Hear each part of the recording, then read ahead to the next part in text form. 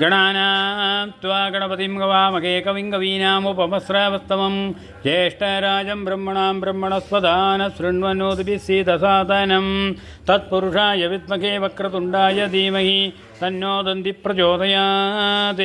ओं श्री महागणपतये नमः।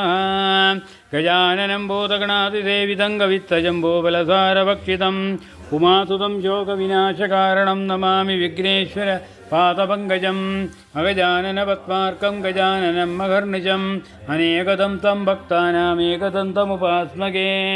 ॐ श्रीमहागणपतये नमः। ॐ या कुन्दे तुषारहारधवला या शुभ्रवस्त्रावृता या वीणावरदण्डपण्डितकरा या श्वेतपद्मासना या ब्रह्माच्युतशङ्करप्रभृतिभिदेवैः सदा पूजिता सा मां पातु सरस्वतीं भगवतीं निःशेषजाड्याभा। श्रीं महासरस्वती नमः। ओं गुरुब्रह्मा गुरुविष्णु गुरुदेवो महेश्वरा गुरुसाक्षात् परब्रह्म तस्मै श्रीगुरवे नमः।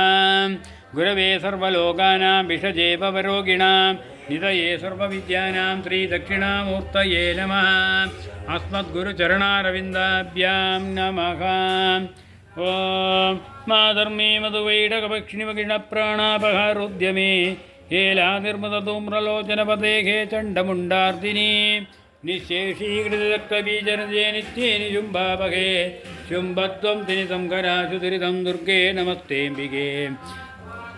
अष्टौ भुजाङ्गी मुगिषस्य मर्दिनीं सशङ्खचक्रां शरशूलधारिणीं तां दिव्ययोगीं सकजातवेदसीं दुर्गां सदा चरणमहं प्रपद्ये। महिषमस्तकनृत्तविनोदन स्फुटनन्मणिनूपुरमेखलां जननरक्षणमोक्षविदायिनी जयतु शुम्भनिशुम्भनिशोधिनी श्रीमहादेव्यै नमः। ब्रह्माणी कमलेन्दुसौम्यवदना माघेश्वरी लीलया कौमारीरुपदर्पदाचनकरी चक्रायुधा वैष्णवी वाराही घनघोरगर्घरमुखी दंष्ट्री च वज्रायुधा चामुण्डा गणनाथरुद्रसहिता रक्षन्तु मां मातरः। श्रीमहादेव्यै नमः। उद्धतौ मधुकैटभौ महिषासुरं च निहत्यतं धूम्रलोचनचण्डमुण्डकरक्तबीजमुखांश्च्युतान् दुष्टशुम्भनिशुम्भमर्दिनि नन्दितामरवन्दिते विष्टपत्रयतुष्टिकारिणि भद्रकाळि नमोऽस्तुते। श्रीमहादेव्यै नमः।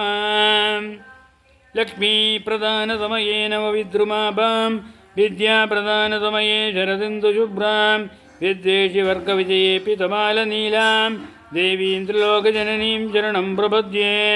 ॐ श्रीमहादेव्यै नमः।